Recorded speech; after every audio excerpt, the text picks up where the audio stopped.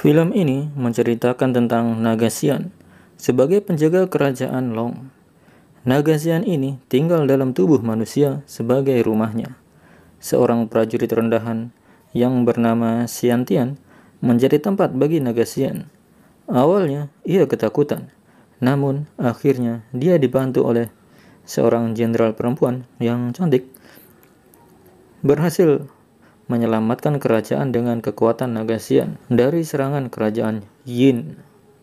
Bagaimana kisah selengkapnya? Yuk kita ikuti.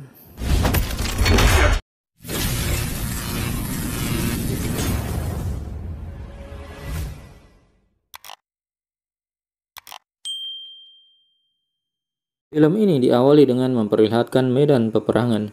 Seorang prajurit yang bernama Xian Tian sedang berada di medan perang. Ia berada di bawah komando Jenderal Ling Tianli. Awalnya, pasukan Jenderal Ling berhasil mendesak musuh untuk mundur. Namun tiba-tiba, pihak musuh memanggil monster naga yang bernama Xiang Liu. Jenderal Ling mengeluarkan kekuatan penuhnya untuk melawan monster tersebut. Awalnya, Jenderal Ling berhasil mendesak monster tersebut.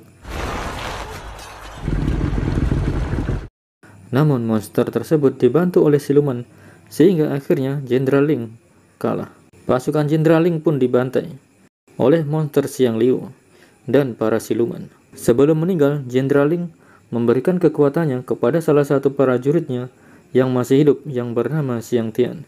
Ia meminta kepada Xiang Tian untuk pergi ke ibu kota untuk menemui adiknya yang bernama Ling Xuanji.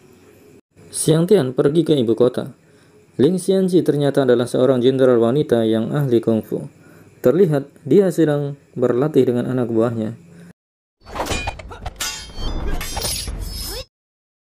Tiba-tiba datang anak buahnya yang bernama Xian Xian melaporkan bahwa telah terjadi peperangan di perbatasan. Di dalam ruangan, tampak para menteri dan jenderal sedang adu bacot tentang peperangan yang terjadi di perbatasan. Mereka adu argumen tentang apa selanjutnya yang terjadi, karena Jenderal Ling dan perbatasan telah jatuh. Ketika sedang makan, Xian Tian melihat Ling Xuanji sedang berjalan. Xian Tian kemudian menemuinya. Awalnya Ling Xuanji tidak peduli, tapi setelah Xian Tian menunjukkan tanda di dadanya, akhirnya Ling Xuanji mengajak Xian Tian ke rumahnya. Setelah sampai dalam rumah, Ling Xuanji meminta Xian Tian membuka bajunya. Ternyata tanda di dada Xian Tian adalah naga Xian. Tapi jangan kaget ya, naganya itu kecil, mirip kadal. Naga Xian adalah naga penjaga kerajaan. Naga Xian berubah menjadi kecil karena dia sedang terluka, sehingga ia terlahir kembali dalam bentuk baru. Orang yang dimasuki naga Xian akan memiliki kekuatan besar. Kemudian, Ling Xuanji mengajak Xian Tian ke dalam ruang bawah tanah. Ruang tersebut adalah tempat naga Xian dilahirkan. Ling Xuanji mengatakan bahwa keluarga Ling adalah tuan rumah yang dipilih naga Xian. Kekuatan naga Xian telah diturunkan selama beberapa generasi di keluarga Ling. Kemudian Ling Xuanji menunjukkan batu naga Xian. Menurutnya, batu tersebut dapat menuntun naga Xian keluar dari tubuh Xiang Tian, tapi ternyata tidak berhasil. Di dalam istana terjadi adu bacot antara para menteri. Ada menteri yang mengusulkan agar berdamai dengan kerajaan Yin, tetapi ada juga yang mengusulkan agar tetap melawan. Akhirnya Kaisar memutuskan untuk tetap melawan dan tidak menyerah. Kaisar juga memerintahkan Ling Xuanji untuk melatih Xian Tian mengendalikan kekuatan naga Xian di tubuhnya. Selanjutnya, Ling Xuanji mengajak Xian Tian ke perbatasan untuk berlatih. Mereka ditemani oleh Lu Shan dan Xian Xian. Selama dalam perjalanan, Ling Xuanji melatih Xian Tian bagaimana menggunakan kekuatan naga Xian. Tapi ternyata Xian Tian ini orangnya sangat sulit untuk dilatih. Kemudian mereka melanjutkan perjalanan. Ketika di tengah perjalanan, mereka diserang oleh siluman dari negara Yin. Terjadi pertarungan yang sengit antara mereka. Karena terdesak, mereka melarikan diri. Sedangkan Xian Tian terluka parah. Xian Tian dan Ling Xuanji terpisah dengan Lu Shan dan Xian. Namun mereka berjanji bertemu di dermaga. Ling Xuanji merawat luka Xiang Tian. Berkat kekuatan naga Xian di tubuhnya, Xiang Tian cepat kembali pulih. Selanjutnya, mereka berdua menyusul Lu Shan dan Xianxian di dermaga. Mereka akhirnya bertemu kembali. Selanjutnya, Ling Xianji melatih Xiantian untuk membangkitkan kekuatan naga Xian, tapi selalu gagal karena Xiantian sulit untuk berkonsentrasi. Ketika sedang berlatih, tiba-tiba mereka diserang. Ternyata, para siluman berhasil menyusul mereka. Terjadi adu skill kungfu yang keren.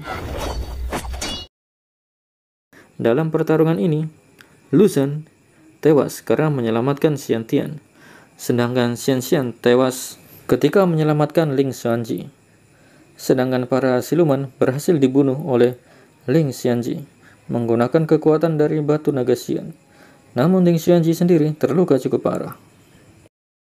Terjadi adu mulut yang seru antara Xiantian dan Ling Xianji. Xiantian mengajak Ling Xianji untuk pergi saja, tidak perlu lagi mengurusi masalah kerajaan. Namun, Ling Xianji tidak mau. Ia merasa memiliki tanggung jawab untuk menyelamatkan orang-orang dan kerajaan. Ternyata, Xiantian masih menyimpan trauma di masa kecilnya. Karena waktu dia masih kecil, dia menyaksikan sendiri kedua orang tuanya dibunuh. Dan pesan ayahnya adalah agar ia selalu menyelamatkan diri. Tiba-tiba, Ling Xianji pingsan karena lukanya. Kemudian Xiantian mengobati lukanya. Setelah itu, Xiantian mengubur jenazah Lu Zhen dan Xianxian. Pada malam harinya, mereka berdua ngobrol. Ling Xianji mengatakan bahwa walaupun naga Xian memilihnya, namun Xiantian tetap punya pilihan. Dia tidak berarti harus bertanggung jawab menyelamatkan kerajaan. Jadi dia bebas memilih. Keesokan harinya, ketika bangun tidur, Xiantian tidak melihat adanya Ling Xianji. Ia mencari-cari di sekitar, tapi tidak ketemu. Ternyata, Ling Xianji menuju markas kerajaan Yin. Ia seorang diri menyerang pemimpin pasukan kerajaan Yin. Terjadi duel yang seru. Tapi Ling Xianji terdesak. Tiba-tiba Xiantian datang.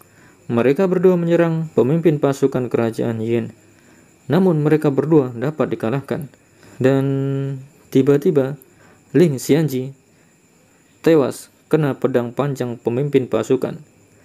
Kemudian pemimpin pasukan menginjak Ling Xianji dan melemparkannya ke mulut monster Xian Liu.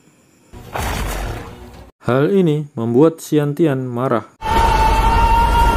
Dan ternyata kemarahannya berhasil membangkitkan kekuatan naga Xian. Mereka bertarung dengan sengit. Akhirnya, Xiantian berhasil mengalahkan monster Xian Liu dan pemimpin pasukan. Kemudian Xiantian mengambil jenazah Ling Xianji dan berkata, "Sudah menjadi takdir naga Xian untuk mengorbankan diri demi kepercayaan." Dan sampai di sini film pun selesai.